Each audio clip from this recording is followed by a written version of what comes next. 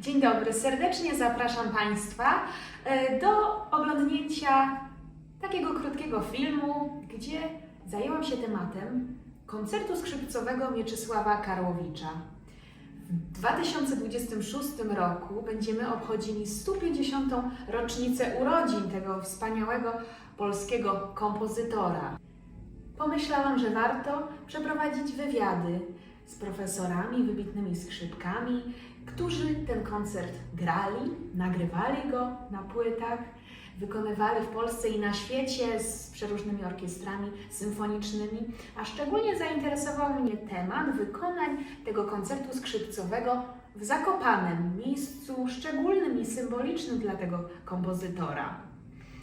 Porozmawiam z profesorem Januszem Wawrowskim, profesor Agatą Szymczewską, profesorem Marcinem Baranowskim, profesorem Jakubem Jakowiczem. Echa Tatr skrzypcowym szlakiem Karłowicza w 150. rocznicę urodzin kompozytora. Koncert skrzypcowy i jego życie koncertowe w Zakopanem. Zapraszam do oglądnięcia. Mam nadzieję, że będzie to ciekawe dla skrzypków, ale i też melomanów, miłośników twórczości Mieczysława Karłowicza. Żeby usłyszeć właśnie, jakie przemyślenia, wspomnienia, spostrzeżenia na temat tego utworu mają wirtuozi skrzypiec. Więc wszystkich zapraszam do posłuchania i miłego odbioru.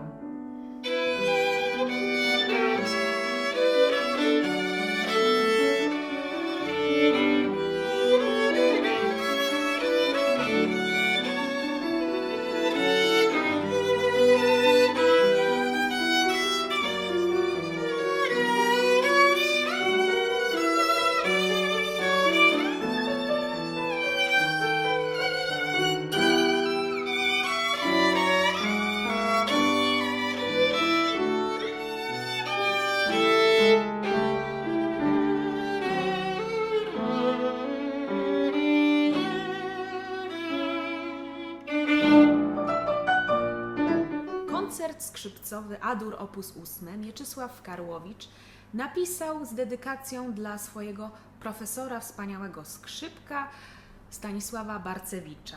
Prawykonanie koncertu miało miejsce 21 marca 1903 roku. Partię solową wykonywał Stanisław Barcewicz, a orkiestrą Filharmonii Berlińskiej dyrygował sam autor Mieczysław Karłowicz.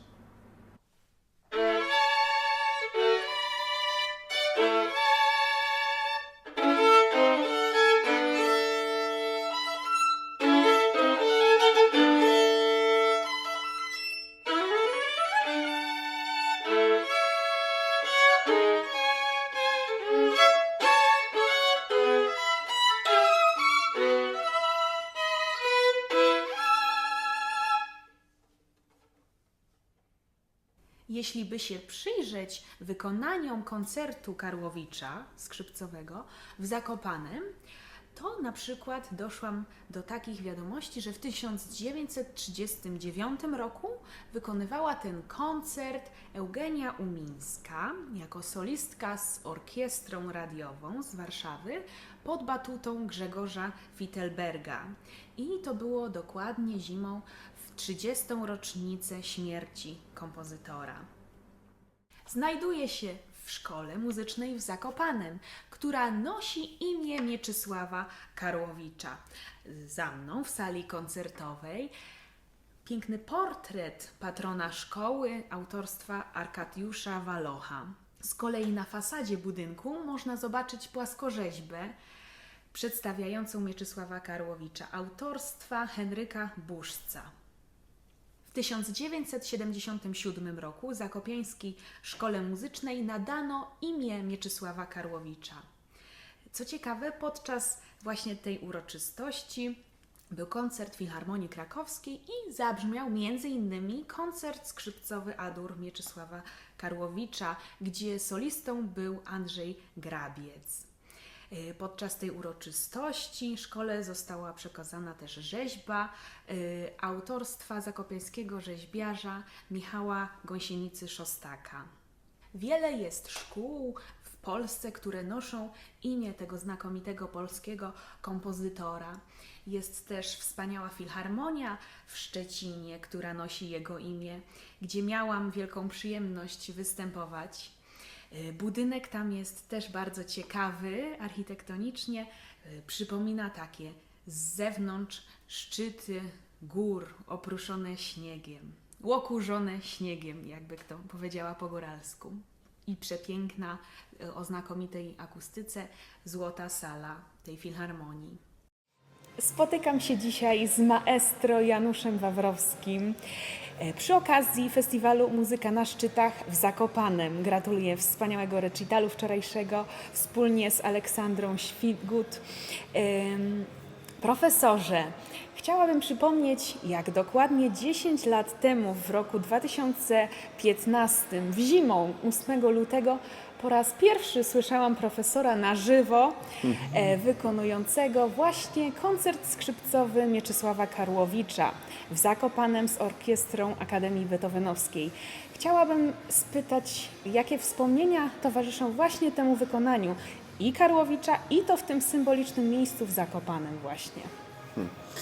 No oczywiście czasy te, czyli około 10 lat temu, albo jeszcze troszkę więcej, kiedy też byłem na początkach w ogóle festiwalu tutaj Muzyka na Szczytach i uczestniczyłem w powstawaniu też Stowarzyszenia Mieczysława Karłowicza.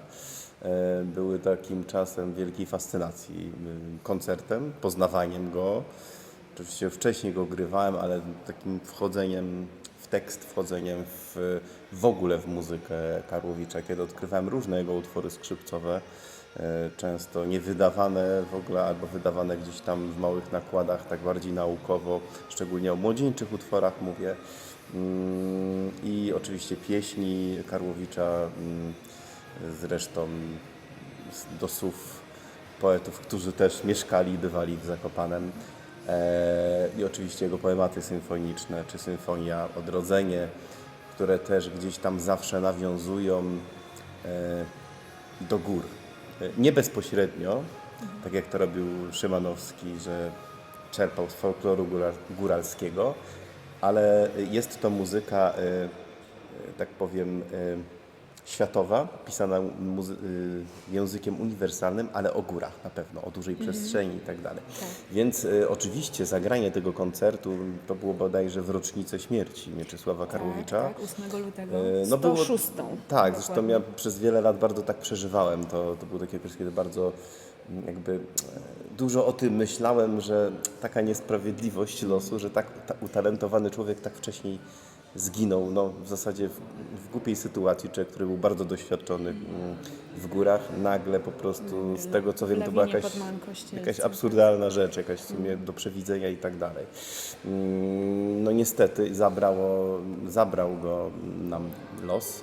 Szkoda, bo może by napisał więcej pięknych utworów na skrzypce.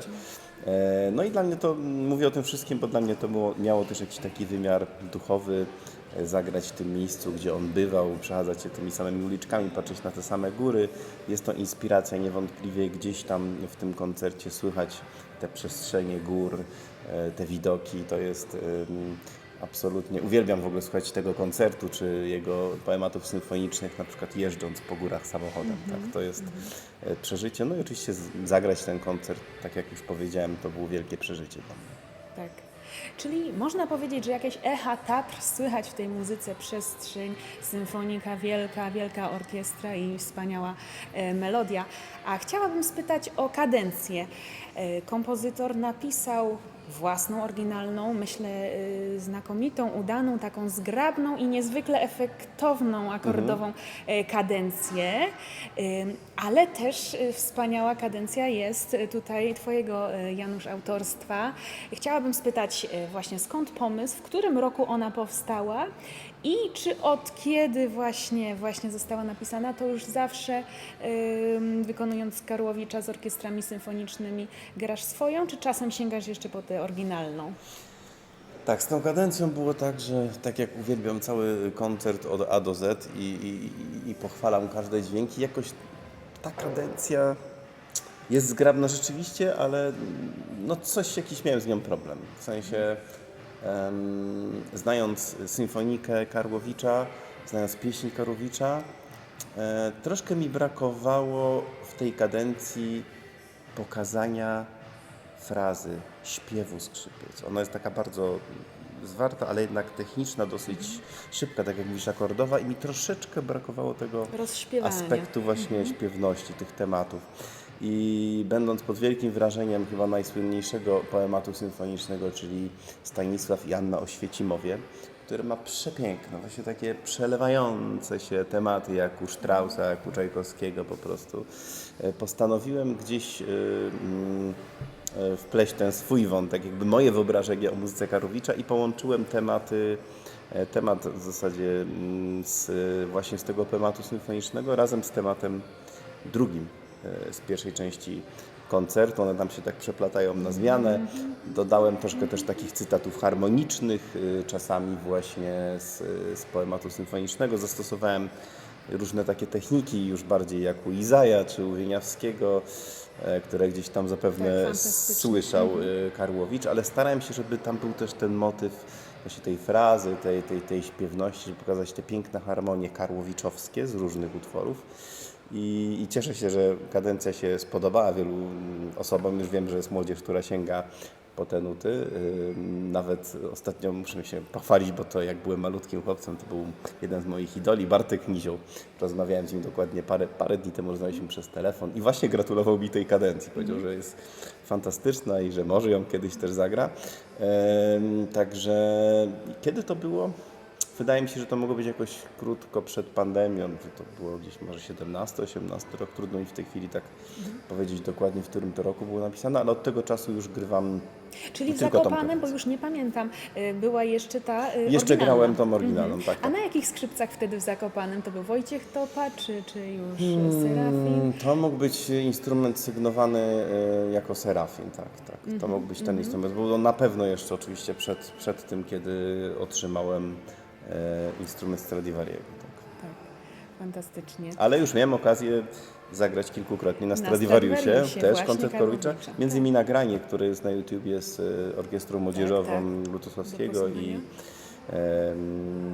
z dyrygentem z Londynu jest właśnie nagraniem już na Stradivariusie.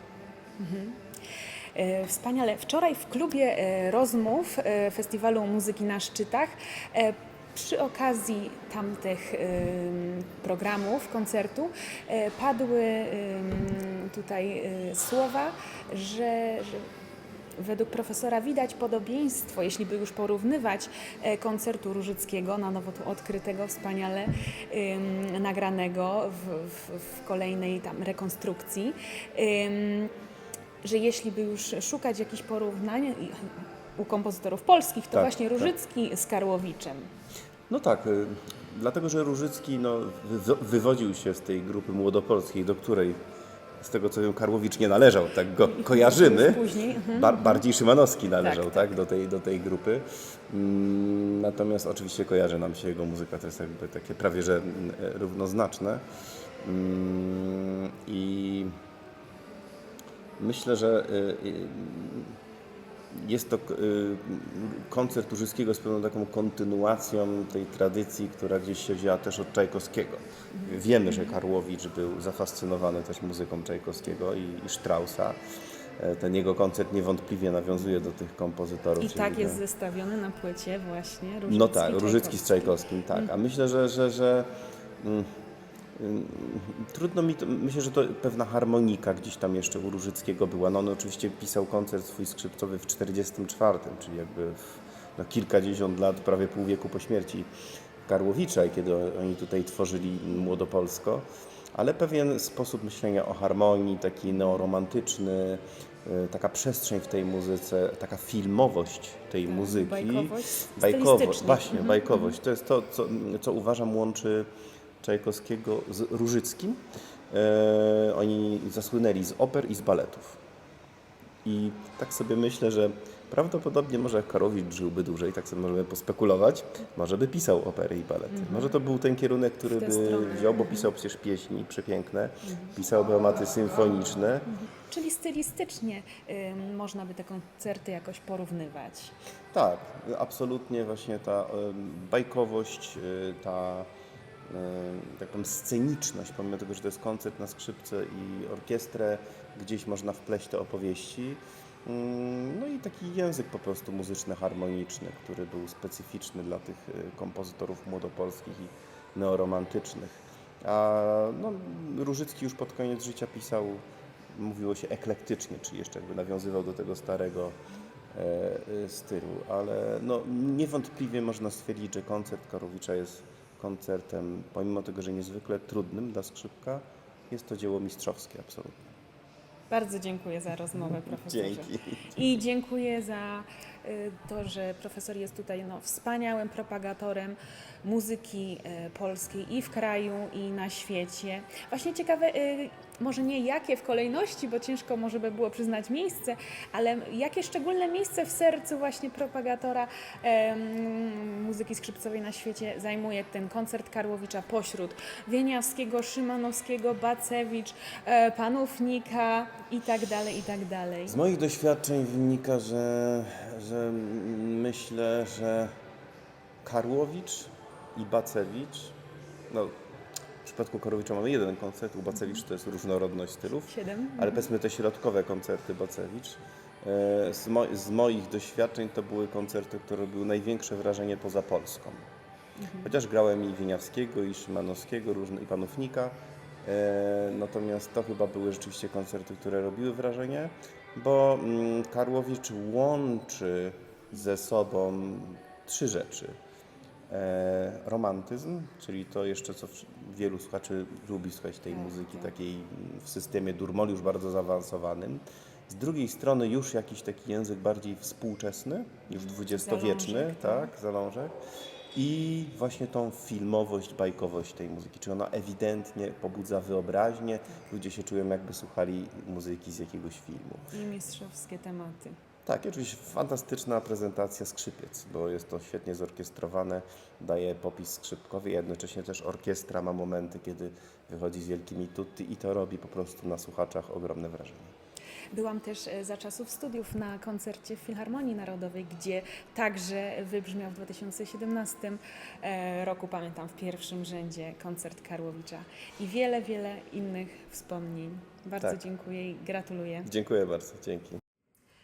Echa Tatr skrzypcowym szlakiem Mieczysława Karłowicza w 150. rocznicę urodzin kompozytora, która już w 2026 roku zajmuje się tematem koncertu skrzypcowego tego kompozytora, a szczególnie też interesują mnie wykonania skrzypków tego utworu w wyjątkowym miejscu w Zakopanem pod Tatrami, szczególnie związanym z Mieczysławem Karłowiczem. Bardzo pięknie dziękuję mistrzowi, wirtuozowi skrzypiec Kubie Jakowiczowi za to, że możemy porozmawiać właśnie o koncercie Karłowicza i o wspaniałym występie. Kiedy to było? 2 lata temu, prawda? Podczas festiwalu Karola Szymanowskiego tutaj u nas w Zakopanem. Pamiętam, to był po prostu wyjątkowy występ. Niesamowite pozostawił w mojej głowie wspomnienia. Gratuluję. Bardzo mi miło, dziękuję za zaproszenie do takiej rozmowy o Karłowiczu, który jest, myślę, że bliski wszystkim miłośnikom muzyki i Tatr. Taka postać, która łączy takie cudowne rzeczy jak muzyka klasyczna i góry. No faktycznie ten koncert był wyjątkowy i zagrać w Zakopanem to też jest coś takiego. No, zwykle bywam w Zakopanem ze względu na właśnie wycieczki i obcowanie z naturą, a w takich miejscach muzykę uprawia się, muzykowanie wspólne uprawia się fantastycznie, także miałem wspaniałych partnerów Orkiestry Filharmonii Śląskiej pod dyrekcją Jarosława Szemeta, też taki wyjątkowy zespół, który dbał o szczegóły i Jarek Szemet to też jest dyrygent, który wyciąga z muzyki to, co trzeba, mam wrażenie, także faktycznie pamiętny koncert. Właśnie jak inaczej tutaj maestro wspomina ten występ w Zakopanem pod Tatrami w porównaniu do występowania z Karłowiczem na scenach, na estradach świata i w polskich filharmoniach? No nie wiem, chciałbym powiedzieć, że powietrze zakopiańskie wpływa dobrze na, nie wiem, na oktawy albo na jakieś trudności techniczne. Natomiast, no nie wiem, jest coś szczególnego w tej muzyce, kiedy zna się właśnie ten życiorys i wie się, jak bliskie było to miejsce kompozytorowi. No to siłą rzeczy coś w człowieku gdzieś tam drga takiego przyjemnego i też to, że mieliśmy zaszczyt wystąpić na festiwalu Szymanowskiego, też jakaś tradycja, no bo to miejsce jest z nim związane przecież niezwykle. No więc taki łańcuch wspaniałej tradycji muzyki polskiej i właśnie nie tylko szopenowskiej czy wieniawskiego, tak jak to są tacy nasi, można powiedzieć, bogowie muzyki, przed którymi wszyscy klęczymy. I troszkę jest to też taka klątwa, można powiedzieć. Teraz jesteśmy świeżo po konkursie szopenowskim. Tak. I można powiedzieć, że ten Chopin takie wywołuje kontrowersje, jego interpretacje, żeby właśnie tak klasycznie, żeby być ścisłym wobec zapisu. I to gdzieś tam wszystko te dyskusje i myślę też cała atmosfera wokół konkursu już tak daleko wybiega poza twórczość, to jest jakieś zmaganie się tych tytanów fortepianu. I także dlatego mówię o jakimś, oczywiście w cudzysłowie, przekleństwie tej postaci Chopina, dlatego że, no bo to jest taki ważny dla nas kompozytor, ale myślę, że Szymanowski i Karłowicz również są i gdzieś tam właśnie wypełniają tę lukę po Chopinie, prawda, która jest dojmująca, można powiedzieć. Tak, a chciałabym spytać, jakie miejsce tutaj w profesora sercu zajmuje właśnie koncert Karłowicza w porównaniu do innych koncertów skrzypcowych polskich kompozytorów? No, myślę, że podstawowe miejsce, absolutnie. Jest to jeden z głównych koncertów. Jak myślę o polskim repertuarze, no to na pewno to jest właśnie w tym idiomie takim romantycznym bardzo, to jest chyba główny koncert. Jest jeszcze koncert Emila Młynarskiego, też w podobnej stylistyce, taki postromantyczny. Wspaniały koncert D-dur, jego ostatni utwór. Ale właśnie z tych utworów, które gram, no to na pewno z tych polskich utworów to jest właśnie w tym wirtuozowskim idiomie romantycznym najważniejszy. No potem są oczywiście koncerty Szymanowskiego, ale to już jest muzyka właśnie troszkę z innej bajki, prawda? I też innych wymaga troszkę tutaj technicznych zasobów, potrzeb i innego przygotowania. A Karłowicz jest taki bardzo, mówiąc po prostu głosem skrzypka, jest po prostu bardzo wymagający technicznie, ma takie swoje specyficzne, zwłaszcza dźwiękowe wymagania. I to jest zawsze rzecz, którą się tak żmudnie ćwiczy i dochodzi do formy. Ale to jest za każdym razem, muszę powiedzieć, ten koncert właśnie pod tym względem taki właśnie, nie da się go po prostu zagrać tak jak są takie koncerty, że nie wiem, koncert Mendelssohna. Troszkę jest tak, że jak się już człowiek nauczył, gdzieś tam zwłaszcza w latach dziecięcych, to jest pod palcami i to wystarczy naprawdę szybko sobie przypomnieć. A tutaj zawsze przez te kwinty, przez te oktawy, przez te pasaże dosyć niewygodne, takie troszkę zmaganie jest właśnie z materią. W niej jest czasami mam wrażenie właśnie, że jestem na jakimś szlaku tatrzańskim. Skrzypcowym, właśnie skrzypcowym szlakiem Karłowicza. Tak.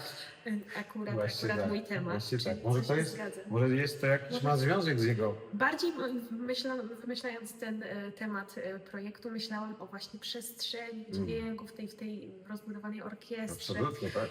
Że jakieś Ten to echo początek, tak słychać. prawda, ten początek koncertu to są Tak jakieś mi się zdaje. strzeliste turnie, czy jakieś Tak. właśnie skały. Tutaj właściwie będąc na kursie miałem nadzwyczajne przeżycie. Nie wiem, czy mogę w czasie tej rozmowy to powiedzieć, ale może to jest a propos właśnie, że Tak, spotykamy się tutaj przy okazji Zakopiańskiej Właśnie. Akademii Sztuki w Zakopanem. jest uczestnik Akademii, zdolny, wrażliwy, młody człowiek z Polski i on jest pierwszy raz z Zakopane. I któregoś ranka wyszedł tutaj na Krupówki i zobaczył ośnieżone szczyty Tatr i to mówi, że to był po prostu cios w serce. To było coś, że on to zrobiło na nim takie wrażenie wielkie, No i ja, który już jestem któryś raz, prawda, w życiu i jest to dla mnie oczywiste, że zobaczę to, co zobaczę i tak zawsze to na mnie robi wrażenie. No więc w tak wrażliwym człowieku, który uprawia muzykę, który ćwiczy na skrzypcach, który szuka pewnych niuansów, pogłębia swoją wrażliwość, no to taki widok faktycznie musiał robić wrażenie niesamowite, no więc można sobie po prostu wyobrazić, jak twórcę, który jest wrażliwy, który też optycznie przecież wiemy, że Karłowicz był niesamowitym fotografikiem. W każdym razie no, robiło to na niesamowite wrażenie w każdym aspekcie, no więc gdzieś w tą muzykę to musiał też zagrać. I na pewno ta symfoniczność tego właśnie, prawda, gdzieś tam to, co mamy w jego poematach symfonicznych, z których jest znany i za który jest tak ceniony, no to też w tym koncercie to jest. No, to jest jakby, te skrzypce są częścią orkiestry troszkę, wychodzą z tej orkiestry, jakby są takim instrumentem prowadzącym, ale to wszystko, co się tam za nimi dzieje, te tutti orkiestrowe, te puzony, które tam są zatrudnione nie jeden raz, no tą potęgę jakoś chyba obrazuje, prawda? Więc te skojarzenia są, myślę, takie oczywiste. Tak. No. Gdzie profesor z tym występował też może za granicą? Jaki był odbiór? Grałem, tak, często koncert Karłowicza za granicą. Dyrektor Wit mnie zapraszał w parę miejsc i graliśmy wspólnie ten koncert na przykład w São Paulo. Mieliśmy parę koncertów, tam jest chyba 3 koncerty były. Fantastyczne przyjęcie, w ogóle nadzwyczajne zupełnie.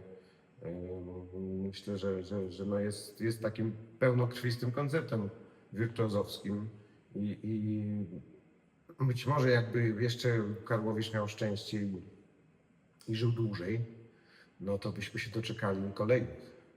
I to by było, no muszę powiedzieć, bardzo ciekawe, co by się wydarzyło, bo to był taki kompozytor, który w zasadzie zaczął rozwijać skrzydła dopiero, prawda? No i to, no, te Tatry go Niestety nam zabrało zatrzymały go, tak. w zbyt młodym wieku. Ubolewamy nad tym, ale cieszę się, że właśnie rozmawiamy na ten temat i z okazji rocznicy nadchodzącej, wesołej 150. akurat urodzin kompozytora i bardzo gratuluję i dziękuję, Bardzo że dziękuję, profesor dziękuję zechciał bardzo. porozmawiać, że pięknie promuje tę jego polską muzykę. No przyznam się, że jest to jeden z tych koncertów, które mnie jako i góralkę i tu zakopiankę szczególnie interesuje. Profesor Agata Szymczewska, znakomita polska skrzypaczka wirtuoska, skrzypiec, zwyciężczyni konkursu wieniawskiego. I też miałam wielką przyjemność u niej się uczyć tutaj na Uniwersytecie Muzycznym Fryderyka Chopina. Bardzo dziękuję za przyjęcie zaproszenia do rozmowy o Karłowiczu i jego koncercie skrzypcowym. Dziękuję bardzo. Jak pani wspomina swoje znakomite nagranie tego koncertu z Sinfonią Warsowią i maestro Maksymiukiem? Oj, to było dość dawno. Dość dawno, ja jeszcze byłam wtedy bardzo, bardzo młoda. Natomiast ja może wrócę jeszcze wcześniej o krok. Koncert Karłowicza znam naprawdę od dziecka, ponieważ jest to jeden z ulubionych koncertów, w ogóle koncertów instrumentalnych moich rodziców. Obydwoje są pianistami, ale akurat Karłowicza ukochali. I mieliśmy w domu jeszcze czarną, wielką, taką ogromną płytę z bardzo, bardzo już archiwalnym nagraniem Konstantego Andrzeja Nie Kulki. sposób o tym nagraniach Właśnie. nie wspomnieć przy tym I temacie. Tak? dokładnie. I to pamiętam, że była jedna z najbardziej obleganych u nas w domu płyt i muzyka, która oprócz gdzieś Chopina, Beethovena, bo to byli też kompozytorzy Rachmaninow, Czajkowski, dużo też muzyki właśnie takiej bardzo, bardzo romantycznej. Po prostu u nas w domu bardzo często te nagrania można było ich po prostu posłuchać przy różnych domowych obowiązkach. Więc nie wiem, czy to było na tej płycie, ale właśnie pamiętam 2 takie nagrania, koncert skrzypcowy Brahmsa i koncert skrzypcowy Karłowicza i być może jeszcze Mendelssohna właśnie z Konstantym Andrzejem Kulką. I to było coś, co mi jako dziecku bardzo, bardzo głęboko zapadło w pamięć. I krótko po wygraniu konkursu wieniawskiego dostałam właśnie propozycję, aby ten koncert nagrać z maestro Maksymiukiem i Symfonią Warsowią, ale oprócz tego, że znałam ten koncert od dziecka, to nigdy wcześniej ja nie miałam okazji ani nad nim pracować, ani w ogóle nawet nut zobaczyć, czy zagrać kilka dźwięków, a w szczególności sam początek, który do najłatwiejszych nie należy. I no nie ukrywam, że wtedy dla mnie to było ogromne wyzwanie, wielka przygoda i też takie no, zderzenie, bym nawet powiedziała, właśnie z wielkim, wyjątkowym, monumentalnym, ale też bardzo ukochanym dziełem. W momencie, kiedy sama jeszcze jednak tego doświadczenia i tych godzin wyrobionych przy nagraniach studyjnych po prostu nie miałam. Mhm. No to ciekawostka, profesor Szymczewska, wychowana na koncercie Karłowicza, między innymi. Między innymi, można tak powiedzieć. Jak na pewno wszyscy skrzypkowi. Przepraszam, na pewno bardziej na Karłowiczu niż na Wieniawskim. Co do tego nie mam żadnych wątpliwości. No, wspaniałe, piękne tematy. Też on przepięknie brzmi, jak jest świetnie wykonywany. Odzywa się pięknie skrzypcowo w tej tonacji A-dur. Jest piekielnie trudny, co sami najwięksi skrzypkowie nawet potwierdzają, ale po prostu odzywa się niesamowicie na instrumencie. Skrzypcowo napisany. Widać, że Karłowicz był wybitnie świetnym skrzypkiem. Tak, to był naprawdę niesamowity wirtuoz, choć sam o sobie mówił, że jakby doszedł do takiego punktu, gdzie nie widział siebie w roli koncertującego skrzypka z różnych powodów. Dla nas może i lepiej. Oczywiście zawsze istnieje pytanie, gdyby jeszcze trochę dłużej pożył, to ile jeszcze tych koncertów skrzypcowych by napisał. Na to pytanie odpowiedzi nigdy już nie poznamy. Ale zawsze mnie jeszcze intryguje, a propos jego muzyki, ta kwestia związku z górami i z jego ogromną miłością i pasją wielką. No, znany był nie tylko jako wybitny skrzypek, kompozytor, ale też jako taternik. I zawsze się zastanawiałam, gdzie w tym koncercie rzeczywiście można by szukać w tej jego miłości do gór. Tylko że patrząc od strony też zdarzeń w jego życiu, jednak ten czas, kiedy on najwięcej swojego życia poświęcił właśnie przebywając gdzieś w Zakopanem, w okolicach, to już było poskomponowanie tego koncertu. Więc ja szczerze mówiąc takiego bezpośredniego odniesienia, jeżeli chodzi o góry, nie widzę, chyba że rzeczywiście tak patrząc bardziej jako metaforę, no to jest po prostu szczyt umiejętności skrzypcowych. A powtarza się to skojarzenie. Już też profesor Jakowicz coś podobnego powiedział, bo sam też chodzi po górach, że właśnie takie wspinaczka To jest tym względem to jest skrzypcowa. To jest pewnego rodzaju wspinaczka. Natomiast jeżeli chodzi o samą muzykę, o samą muzykę, pewnego rodzaju przestrzeń i też taki monumentalizm i też piękno, które myślę, że w tym koncercie no, jest bardzo, bardzo łatwo dostrzegalne i bardzo można zauważyć, że te melodie, harmonie są naprawdę piękne.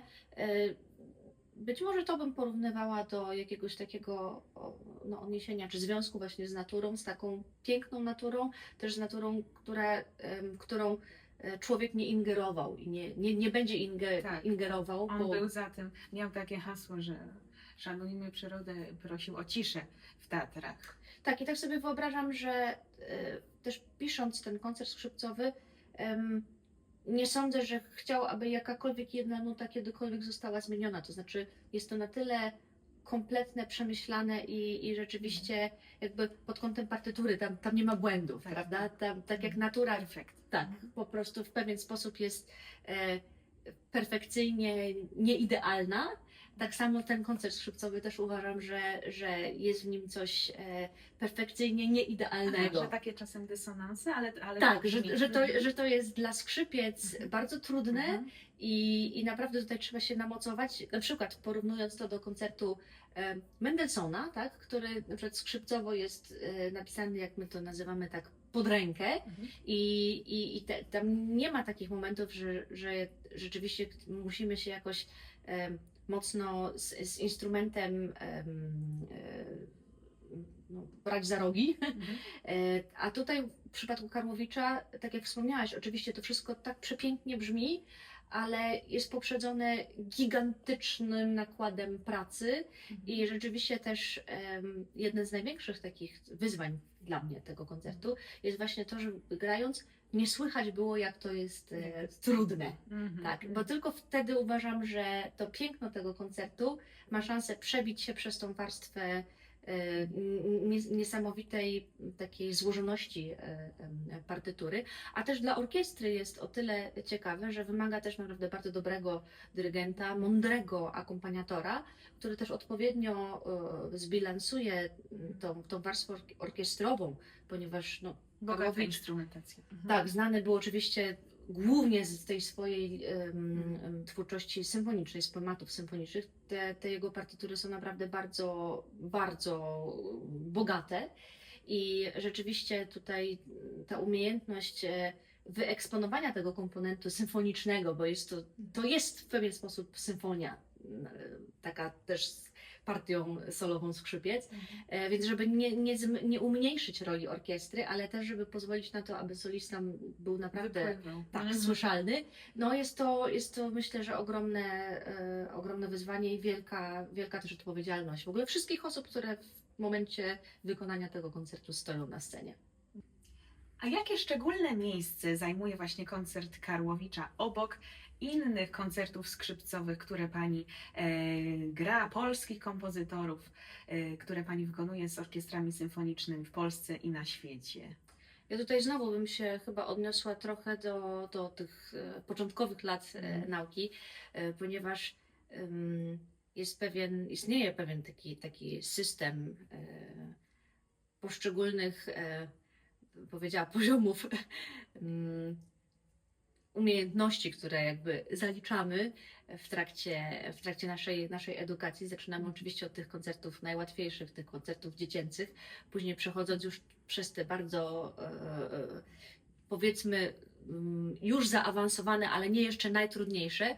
Natomiast do czego zmierzam tutaj, Karłowicz no jest tym koncertem, który uchodzi za jakby taki już top, jeżeli chodzi o umiejętności. Po prostu nie da się tego koncertu zagrać bez świetnej techniki, bez znakomitej właśnie techniki akordowej, umiejętności grania pasaży, naprawdę opanowaniu całego gryfu, ponieważ no mamy do czynienia z wykorzystaniem pełnej skali instrumentu, co można jakby od takiej romantycznej, wirtuozowskiej strony zawrzeć, co można było zawrzeć w tym koncercie. Po prostu Karłowicz tam wszystko wrzucił, naprawdę wszystko. I w momencie, kiedy ktoś ma jakieś słabsze ogniwo w swojej grze, niestety w tym koncercie po prostu będzie to bardzo słyszalne. Więc to koncert, który gdzieś, jeżeli już młody skrzypek czy skrzypaczka dochodzi do tego momentu, że może w ogóle zmierzyć się z tym koncertem, to w moich oczach, w mojej ocenie to znaczy, że naprawdę już te umiejętności są na tyle wysokie, że po prostu można być z siebie dumnym. I też zawsze się zastanawiam, co jeszcze można zrobić, żeby, no bo my o tym wiemy, prawda? Tak jak tutaj stoimy i rozmawiamy, my wiemy, że jest to naprawdę wyjątkowy koncert, ale co zrobić, żeby nie tylko tutaj w Polsce, nie tylko grany i znany, żeby jakby wszedł do takiego repertuaru, bym powiedziała, bardziej żelaznego i powiedzmy oprócz tych takich totalnie mainstreamowych, tak, koncertów typu Beethoven, Brahms, Sibelius, Czajkowski, no podzielił przynajmniej los może tych mniej chętnie wykonywanych, też ze względu na swoje trudności. Na przykład tutaj myślę o koncercie Dworzaka, bo to bym chyba tutaj szukała gdzieś jakichś takich trochę odniesień, też dwóch wielkich symfoników i też ogromnej takiej trudności stricte technicznej, jeżeli chodzi o wykorzystanie samego instrumentu. I na przykład tych nagrań koncertu Dworzaka mamy bardzo dużo, a w szczególności jeżeli chodzi o powiedzmy taki rynek fonograficzny globalny. Natomiast jeżeli przyjrzeć się nagraniom koncertu Karłowicza, no to głównie mamy bardzo bogatą, to akurat z tego nie możemy się wstydzić, Polscy ale- skrzypkowie nie zawodzą tutaj. ale tak. jednak naszą tutaj lokalną głównie bibliotekę fonograficzną i fajnie by było, gdyby naprawdę więcej osób właśnie z tego świata już gdzieś poza naszymi granicami przekonało się do tego koncertu i nie wiem, może jakieś trzeba nowe opracowanie zrobić, żeby jakieś Właśnie. łatwiejsze palce, łatwiejsze Nutowe, smyczki. nutowe. Tak, coś tam, ale tylu już próbowało i jeszcze mam wrażenie, że nikomu się nie udało. Po prostu to trzeba siedzieć i ćwiczyć. Pięknie dziękuję za wspaniałą rozmowę, ciekawą, profesor Agata Szymczewska. Bardzo się cieszę, że podzieliła się tutaj ze mną swoimi przemyśleniami na temat koncertu Karłowicza, wspomnieniami wspaniałymi. Gratuluję i dziękuję za rozmowę. Bardzo dziękuję. Spotykam się dzisiaj z profesorem Marcinem Baranowskim. Bardzo mi miło, dziękuję. Chciałabym porozmawiać na temat koncertu skrzypcowego Mieczysława Karłowicza. Co profesor zechciałby powiedzieć o tym utworze? Uważam, że to jest koncert bardzo niedoceniony. Jest jednym z moich najbardziej ulubionych koncertów. Sam go osobiście wykonywałem. Uczę na różnym poziomie, w szkole średniej lub w akademii. Myślę, że przyjdzie na niego czas, aż ktoś z wielkich artystów to w końcu da dużej firmy fonograficznej, nagra. No i ten świat otworzy na to oczy. Myślę, że już był czas na Szymanowskiego. W końcu ten Szymanowski stał się ogólnoświatowym, dostępnym dla wszystkich kompozytorem. Również w tej chwili bardzo dużo się mówi o Garzynie Bacewicz. Też uważam, że to niedoceniona kompozytorka. Tutaj taki projekt chyba jest właśnie związany z Bomsori Kim, która właśnie została ambasadorką tej muzyki. Myślę, że Karłowicz czeka na swoje odkrycie takie ogólnoświatowe. Koncert jest jednym z moich najbardziej ulubionych koncertów. Trudny, ale czuję się, że Karłowicz był skrzypkiem, a po drugie pomagał mu Stanisław Barcewicz, którym ogólnej świadomości niewiele wiemy, ale był to naprawdę znakomity skrzypek, który później swoją karierę spełnia się na zachodzie, więc na pewno mu w tym koncercie też pomógł. Także jest trudny, ale jest koncertem skrywalnym i nagrywalnym. Że to brzmi. Tak. Tak. A gdzie profesor wykonywał ten koncert? Z kim? Znaczy ja to wykonywałem na konkursach, znaczy z orkiestrą, nie na konkursach takich poważnych gdzieś tam kiedyś i praca nad nim była może żmudna, ale dawała dużo przyjemności i jest taki stabilny. Z kimkolwiek tego koncertu nie robiłem, jako już nauczyciel czy profesor, to było to zawsze wykonanie co najmniej dobre lub bardzo dobre, bo po prostu te pewne elementy związane z łatwością grania na skrzypcach się w tym koncercie świetnie się mają. Tak, więc myślę, że mamy tych koncertów polskich tak niewiele. To jest niestety taka jest prawda, poza dwoma koncertami Szymanowskiego jest jeszcze Młynarski. Trudny, niezbyt do końca piękny, no ale jest Karłowicz. Są jeszcze koncerty Janiewicza, ale to jest troszeczkę już inna epoka i te zresztą bardzo trudne i oczywiście dwa koncerty Pendereckiego, tak, z tych takich największych, nie? Także myślę, że to jest to jakaś nasza narodowa powinność, że powinniśmy o ten koncert zadbać.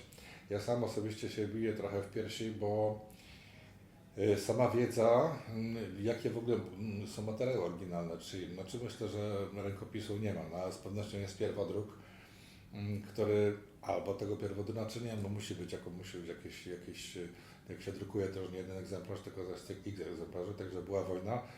Zdaje się, to było w Berlinie, było to wydane.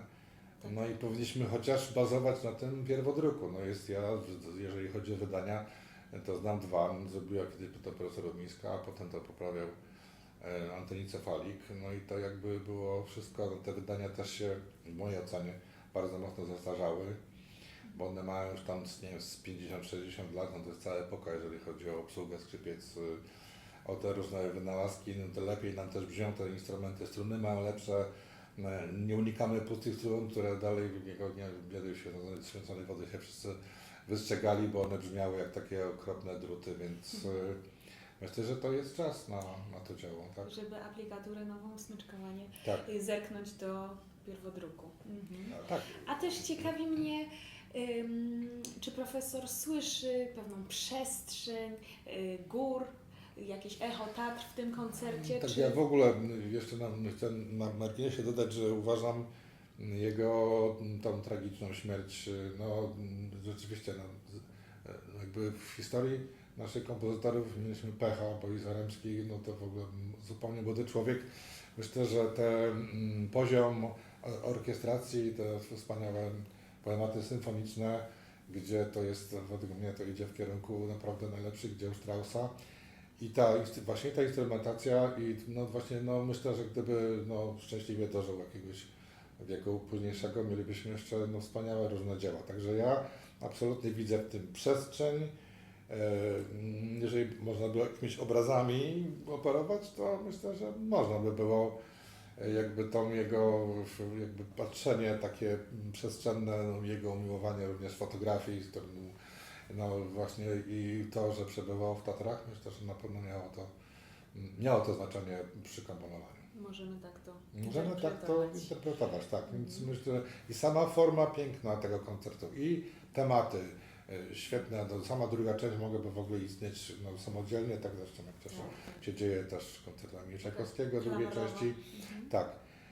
No i wpadający w ucho bardzo radosny temat części trzeciej, no wspaniałe, także jeszcze mówię, polecam, że instrumentacja jest świetna i jest tam dużo instrumentów blaszanych, też podobnie jak w utworach Straussa. No, także Dzieło myślę, że fantastyczne, dobrze, zgadzam że się tym można zająć i że z tego coś fajnego się po prostu urodzi. Dobrze. Bardzo pięknie dziękuję. Profesor Bardzo. Marcin Baranowski. W ostatnim czasie, 6 września 2025 roku, był wykonywany w Zakopanem koncert skrzypcowy Mieczysława Karłowicza na festiwalu Muzyka na Szczytach. Ciekawa była rozmowa ze skrzypkiem solistą z Korei, Sun Jae-ok, którą w klubie rozmów tego festiwalu przeprowadził dziennikarz muzyczny, muzykolog, pracujący w Polskim Radiu, pan Marcin Majchrowski. Zapraszam do wysłuchania kilku słów od solisty tamtego wieczoru. Zaczniemy od naszego gościa z Korei, wybitnego skrzypka. Więc pytanie do Sunje. Wykonujesz dzisiaj koncert skrzypcowy Adur Mieczysława Karłowicza. Jak długo go przygotowywałeś i jak postrzegasz ten utwór? I prepared this piece from July, so not too long, but also, yeah, right. This piece is very difficult technically for the soloist, of course for orchestra also, but yeah. So, but for me, important things for music is not just the technique, but music, of course. And this music is very clearly, I think. So this is not very difficult to prepare it. And Tak naprawdę przygotowywałem się do wykonania tego utworu od lipca, a więc nie aż tak długo. Faktycznie ten koncert jest bardzo trudny technicznie, zarówno dla solisty, jak i dla całej orkiestry. Jednak dla mnie to, co najbardziej istotne w muzyce, to oczywiście nie kwestie techniczne, ale właśnie to wszystko, co z samą muzyką się wiąże. A ja uważam, że ten koncert jest akurat dość jasny w swym wyrazie, więc tak naprawdę nie aż tak trudno było dla mnie przygotować się do wykonania tego koncertu. W takim razie, jak postrzegasz ten utwór w kontekście w ogóle repertuaru skrzypcowego, jeżeli on jest nowy dla ciebie? Czy uważasz, że jest potencjał w tej muzyce do tego, żeby ona bardziej zaistniała w przestrzeni przede wszystkim międzynarodowej? Bo rzeczywiście koncert skrzypcowy Karłowicza ma pewne problemy ze swoją egzystencją na estradach świata.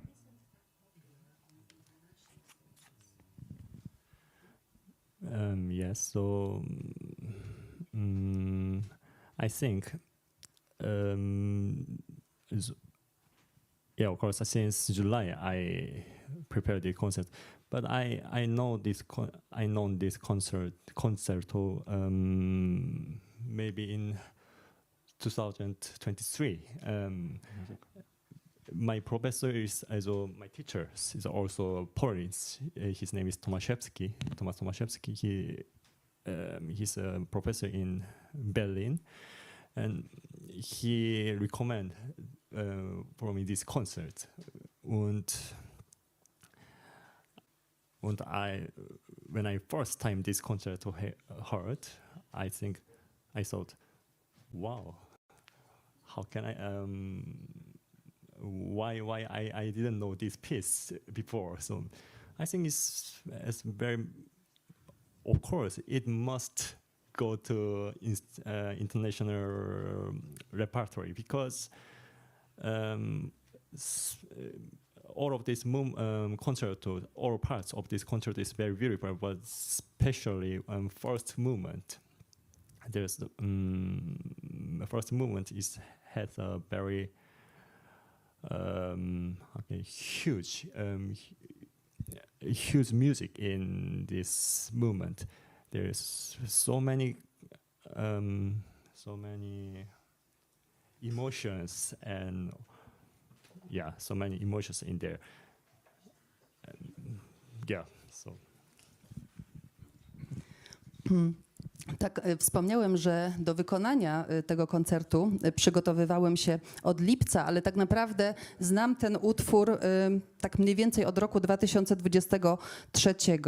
Państwo zapewne wiedzą, że moim profesorem skrzypiec jest pan profesor Tomasz Tomaszewski, u którego studiuję w Berlinie, i to on zarekomendował mi, pokazał mi ten utwór, i gdy po raz pierwszy go usłyszałem, pomyślałem, wow, dlaczego nigdy wcześniej nie słyszałem tego koncertu. I zdecydowanie uważam, że powinien wejść na stałe do międzynarodowego repertuaru skrzypcowego. Uważam, że wszystkie części tego koncertu są przepiękne, ale szczególnie pierwsza część to jest ta niesamowita muzyka, która niesie ze sobą wiele emocji. Ale w takim razie pytanie do Macieja Koczura a propos Karłowicza i trudności koncertu skrzypcowego. Odnośnie tego, dlaczego ten koncert właściwie prawie w ogóle nie jest wykonywany za granicami naszego kraju. Jak go poznałem pewnie z 14 lat temu, spodziewałem się w tych okolicach, to miłość od pierwszego wejrzenia, bym powiedział nawet od pierwszego wejścia w Altorni. I potem na studiach już mnie to bardzo irytowało, że dlaczego w programach koncertowych największych sal świata właściwie nie ma koncertu skrzypcowego. W repertuarach najwybitniejszych skrzypków świata nie ma tego koncertu. Jak to jest możliwe, skoro trudno mi go porównać do czegokolwiek innego, co powstało z literatury skrzypcowej na muzykę solo z orkiestrą. Nie ma podobnej pozycji. I z tą moją frustracją, irytacją poszedłem do świętej pamięci Krzysztofa Droby. Zapytać go jako takiego mojego wielkiego autorytetu pod tym względem, że jak to jest możliwe. No i jego diagnoza była bardzo krótka i bardzo prosta. To jest napisane za późno.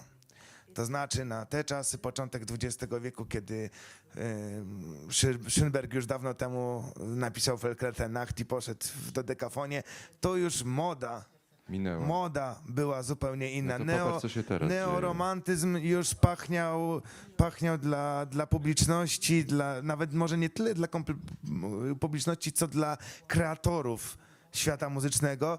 Pachniał już odgrzewanym kotletem. I dlatego niestety Karłowicz się troszkę spóźnił. Gdyby napisał ten koncert 20 lat wcześniej, prawdopodobnie byłby w repertuarze wszystkich największych solistów. Natomiast nasza rola teraz jest taka, żeby o to walczyć, żeby nawet nie przywrócić, ale pokazać tą świetność. Dzień dobry, panie profesorze. Dzień dobry. Marcin Gmys, bardzo dziękuję za możliwość tutaj porozmawiania Ja o również. Karłowiczu, o jego koncercie skrzypcowym Adur. napisany w 1902 roku. Spotykamy się tutaj przy okazji festiwalu międzynarodowego wspaniałego w Zakopanem Muzyka na Szczytach, które organizuje Stowarzyszenie właśnie imienia Mieczysława Karłowicza. Dla mnie samej to w ogóle postać wyjątkowa. Tutaj w Zakopanem chodziłam do szkoły muzycznej, artystycznej imienia Karłowicza. Zajmuję się tym tematem, życiem koncertowym tego utworu w Zakopanem. Dzisiaj mieliśmy koncert mojego profesora, u którego skończyłam studia, zrobiłam doktorat, profesora Janusza Wawrowskiego z Olą Świgut. Fantastyczny, znakomity recital, znakomicie przez profesora zapowiedziany. Dziękuję. Miło, że możemy na temat Karłowicza właśnie porozmawiać. Co profesor by mógł o tym utworze powiedzieć? Wydaje mi się, że to jest z jednej strony bardzo wybitne dzieło, a z drugiej strony straszliwie niedocenione. Ono jest w Polsce oczywiście znane. Nasi skrzypkowie chętnie sięgają po tę partyturę, natomiast już za granicą jest dużo gorzej. Od czasu do czasu ktoś tam po ten koncert sięgnie, na przykład Nigel Kennedy, I w ale tym roku tak. właśnie mieliśmy taką okazję tutaj na Festiwalu Muzyka na Szczytach. Sunje Ok wykonywał Tak. ten utwór.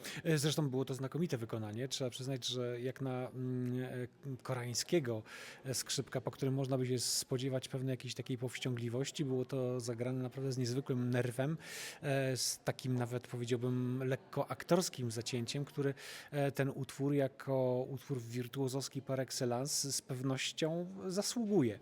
Natomiast jeśli chodzi o sam koncert, to wydaje mi się, że jego pozycja w muzyce polskiej byłaby jeszcze większa, gdyby nie to, że pojawił się później Karol Szymanowski ze swoim pierwszym koncertem skrzypcowym, który dzisiaj jest uważany powszechnie na świecie za jeden z 3, może 4 najważniejszych koncertów dwudziestowiecznych. Także ten drugi góralski oczywiście, ale wracając do Karłowicza, to jest utwór bardziej tradycyjnie napisany, jeszcze taki późno romantyczny. Ja się nie zgadzam z tym stwierdzeniem, że on powstał za późno. W tym czasie wiele utworów utrzymanych w tej stylistyce powstawało, na przykład na Święty koncert Zygmunta Stojowskiego i w ogóle w całej Europie i te utwory jednak jakoś sobie radzą, funkcjonują, a z Karłowiczem jest tak nie do końca. Wydaje mi się, że ten Karłowicz przede wszystkim ujmuje niezwykłą szczodrością melodyczną. Karłowicz był jednym z największych melodystów w ogóle w muzyce polskiej, jednym pewnie z ostatnich melodystów w muzyce XX wieku, nie tylko polskiej i to wyraźnie słychać. Natomiast jest to koncert pisany na przykład z myślą o Stanisławie Barcewiczu, nauczycielu, wybitnym skrzypku polskim. Podczas prawykonania podobno był Barcewicz kilkakrotnie wywoływany i szczególnie chyba w pierwszej części czuje się, że ten taki wirtuozowski rys jest tutaj niezwykle istotny, bo jest tam kilka wstawek solistycznych i sam początek jest już kadencja, ale sam początek jest też niezwykle zdradliwy, Ale bo początek w formie właśnie krótkiej już kadencji.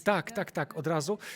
Ja pamiętam taką wypowiedź Konstantego Andrzeja Kulki, który mówił, że nie przepada za graniem tego koncertu właśnie dlatego, że boi się tego początku. Myślę, że była w tym dużo kokieterii, bo profesor Kulka potrafi wszystko zagrać i jemu to zawsze wychodzi. Natomiast rzeczywiście wygranie tych akordów czysto na samym początku, kiedy jeszcze się jakby nie siedzi do końca w instrumencie, jest takim zadaniem z najwyższej półki postawionym przez Karłowicza. Zresztą sam Karłowicz też miał taką nadzieję, że zrobi karierę z skrzypka. Ja prawdę powiedziawszy się cieszę, że go nie przyjęto do klasy skrzypiec do Joachima, bo być może on by się za bardzo koncentrował na działalności wykonawczej, a ponieważ nie było mu pisane zbyt długo pożyć, mielibyśmy pewnie tych utworów jeszcze mniej. Natomiast koncert Karłowicza jest jednym z takich moich ukochanych utworów tego kompozytora. Nie wiemy, jakby tak naprawdę do końca było, gdyby Karłowicz pożył do lat 30.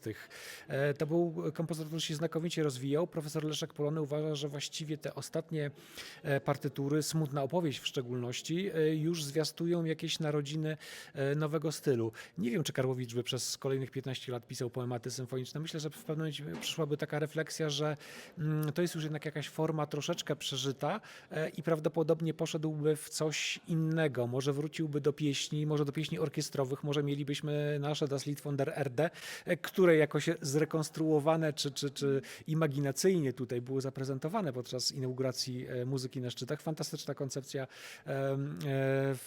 Macieja Koczura. Byłem sceptycznie nastawiony do tego pomysłu przed, natomiast samo wykonanie mnie jakoś tam ujęło. Także wracając do koncertu, wydaje mi się, że to jest naprawdę kompozycja absolutnie wartościowa, wymagająca na pewno najlepszych skrzypków, ale wymagająca też wspaniałej orkiestry. Ja nie chcę tutaj oczywiście jakoś krytykować naszych zespołów orkiestrowych, ale marzy mi się, żeby, nie wiem, po ten koncert sięgnęła na przykład jakaś wielka orkiestra amerykańska albo orkiestra berlińska, żeby po prostu nagrała ten koncert z jakimś wielkim skrzypkiem. To może być polski skrzypek, spokojnie. To może być profesor Wawrowski na przykład. Tak, ale żeby zabrzmiała ta karłowiczowska przestrzeń, bo na przykład poematy symfoniczne Karłowicza już wielkie orkiestry nagrywały i rzeczywiście nagle się okazuje, że w tej muzyce jest ta przestrzeń, która często z rozmaitych obiektywnych powodów w polskich wykonaniach gdzieś zanika, a tutaj, no nie wiem, ten koncert jeszcze nie uzyskał moim zdaniem takiej pełnej szansy. Panie profesorze, właśnie a propos tej przestrzeni, o której mówimy w muzyce Karłowicza i w koncercie skrzypcowym, czy można taką hipotezę zadać, że słychać tam właśnie przestrzeń gór, Tatr? Bo zdecydowanie mówi się, że nie ma tam żadnych wątków folklorystycznych, góralskich, podhalańskich, ale czy nie przypadkiem echo Tatr się odzywa w tej muzyce, ta wielka przestrzeń majestatu gór? Być może tak, ale teraz byłoby mi bardzo trudno to zwerbalizować. Trzeba by chyba nad tą partyturą usiąść z ołówkiem i tak się trochę pozastanawiać. Mi się wydaje, że badania nad tym koncertem jeszcze są przed nami tak naprawdę. Warto by rzeczywiście zajrzeć do paru kompozycji tatrzańskich, nie tylko polskich kompozytorów, ale na przykład czeskich. Witesław Nowak napisał też poemat symfoniczny w Tatrach, który jest, wydaje mi się, ciekawszy niż te dwie kompozycje programowe Żeleńskiego i Noskowskiego. Tak, też, więc gdyby spróbować jakoś zdefiniować idiom symfonicznej muzyki tatrzańskiej, późno-romantycznej, wiadomo, że nie opartej na jakichś takich nawiązaniach, ścisłych nawiązaniach do folkloru, to może rzeczywiście ta tatrzańskość tego koncertu by wyszła. Więc wszystko to jest bardzo, bardzo ciekawe i ten problem, który mi tutaj pani zadała, no zaczyna jakby we mnie się wewnętrznie kotłować, tak, ale można tak to interpretować, ale żeby już muzykologicznie udowodnić, to no właśnie. rzeczywiście trzeba porównywać. Znaczy, wydaje mi się, że to jest bardzo ciekawy trop. Może warto by zorganizować kiedyś jakąś taką konferencję, koniecznie ze skrzypkami, czyli na przykład z panią. To jest mój konik. Tak. Nie tylko właśnie kompozycje, a głównie teraz Maklakiewicz, Szymanowski, Bacewicz, to są te, które mi się szczególnie są bliskie mojemu sercu, bo znam źródło inspiracji, właśnie folklor górali podhalańskich, ale z drugiej strony muzyka inspirowana górami, Tatrami. Albo folklor, albo tym i tym. Tak.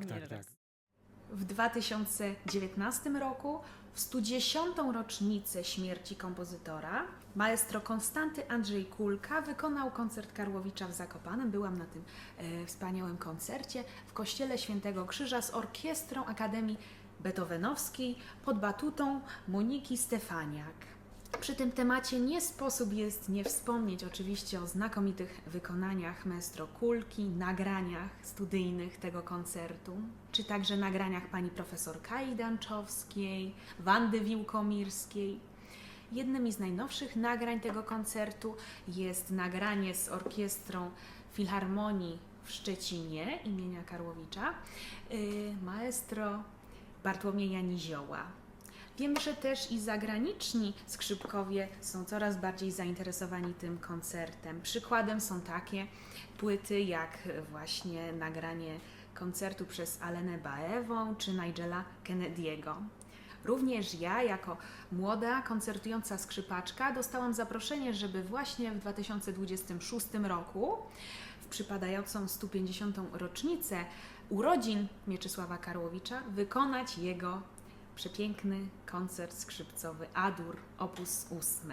Bardzo się na to cieszę i wspaniałym, równolegle z przygotowaniami skrzypcowymi, tak i było ciekawe poznać właśnie zdanie mistrzów skrzypiec i moich profesorów i znajomych skrzypków, których cenię, którzy przyjęli zaproszenie, żeby porozmawiać o tym koncercie.